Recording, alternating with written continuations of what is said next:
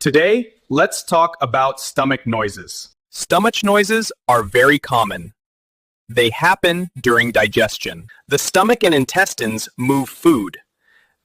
This movement creates sounds. Gas and fluids also move inside. That movement causes rumbling noises. These sounds can happen when hungry. They also occur after eating. Digestion continues all day. Noise does not mean illness. Everyone experiences stomach sounds. They are part of body function.